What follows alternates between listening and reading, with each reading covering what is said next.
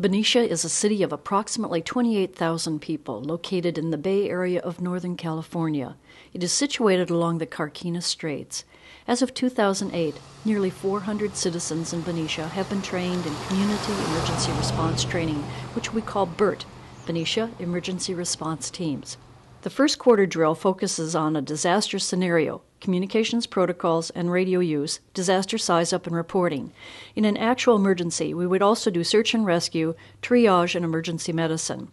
But we break the quarterly drills to cover each function separately and in detail.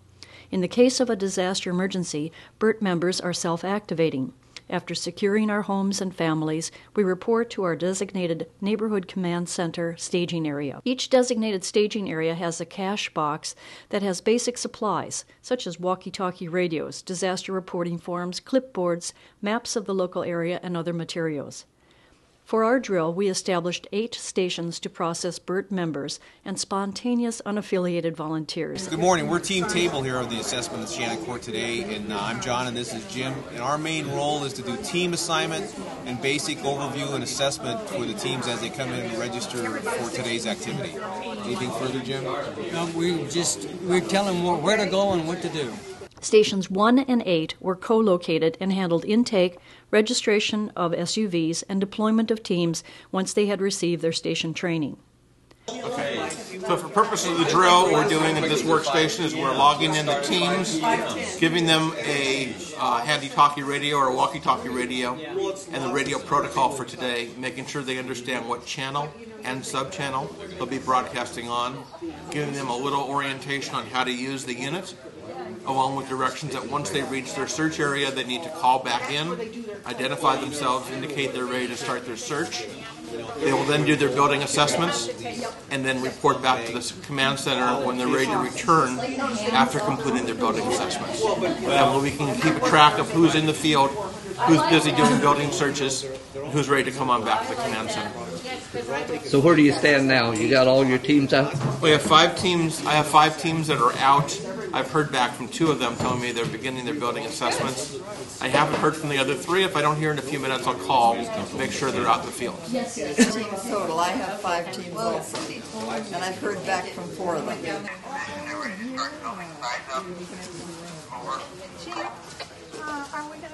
Understood, Team 4A. Good luck. Over. Oh, you got more than one. Command center out. Okay, so they're out in the field ready to go. Okay. So they're at 8:30. Okay, so you're going to call in, and there's a little script of what we want you to say. Make sure you're holding down this push-to-talk button while you speak. You speak directly into the radio. Keep holding down. When you're done, say over, and then release this button. Because if you don't release the button, you're not going to hear the response back. Okay?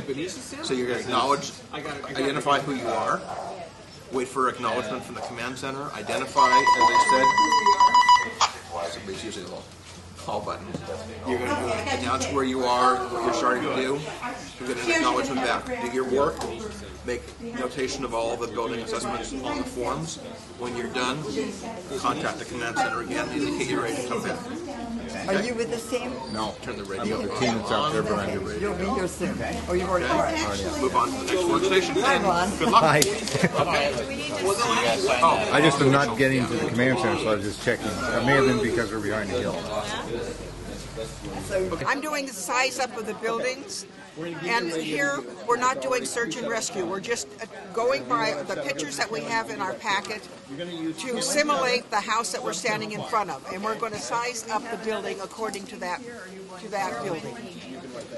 Okay, thank you. This table here is to discuss the assessment form, and each team of 3 will go out and they are going to write the address from their map as to what address they're at, and then they're going to get their picture of the damage in their package of whichever house they are at, and they're going to describe on the form what is the problem with that.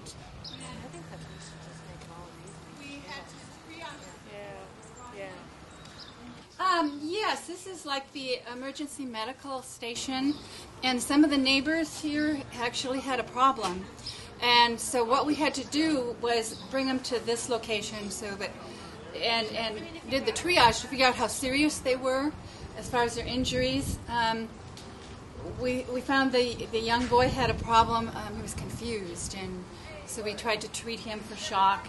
And also the man, we don't know why he's breathing quickly, but since he is, we also am treating him for shock. And the idea is that pretty soon someone else will be able to take him to the city center where they will be getting more help. So we're just maintaining here until somebody else can come and help us.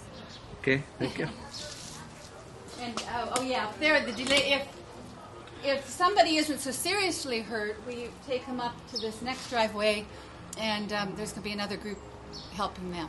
We are Bruce, Greg, and Charlie, and we're going to be assigned to canvassing a particular neighborhood, taking a look at structures to determine the safety of those structures, and then that's it. Okay. We're also going to make some record of what we see for the central control. Okay. Radio communication. What's happened today? Earthquake. Major was 7.8.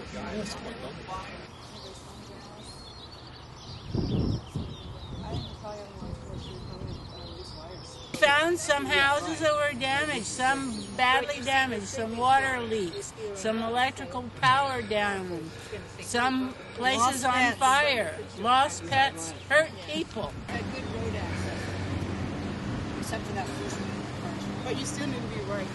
See, you still, look, this is how it's supposed to look, because we're right on the house. So if you have one line, you're still going to put the date and time there, and then put in the right quadrant with all this information. So there's no, just see there's one line, see? So I'm a member of Team 1B, and I'm working with 3 other ladies. We're going around the neighborhood to see what damage has been done, just a visual assessment of several homes, and we're making a note of what we're finding, and we're heading to the staging area at the end of that exercise. At this home, no, everything was not okay. There was medium structural damage, and that's all that we could see at this point. We found a lot of damage down on Tamron Street, and then up at the top of the hill here on Shannon Court. There's not a lot of road access. We do have some residents that are proceeding through their vehicles in a timely manner, evacuating the area. To ensure BERT and citizen safety for our drill, we teamed with the Benicia Police Department and their volunteers in police service, VIPs.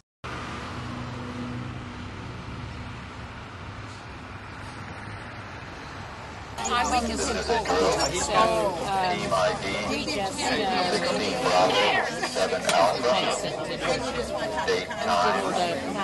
and then it's going to be what to do. And then people never 32 Hazard 5 without 7 1 Isn't that good? damage Nice to meet you, Molly. 8 5 No, you don't. You were the one that 4 8 1 streets 15 Oh, that was good. and That was report good. AG6YVC over. AG6YVC, KP6EOC, message received out. In Benicia, we follow the city's emergency response grid of map pages and quadrants. We have organized our BERT response to the map page and quadrant where we live. This drill began at 8 a.m. on a Saturday morning.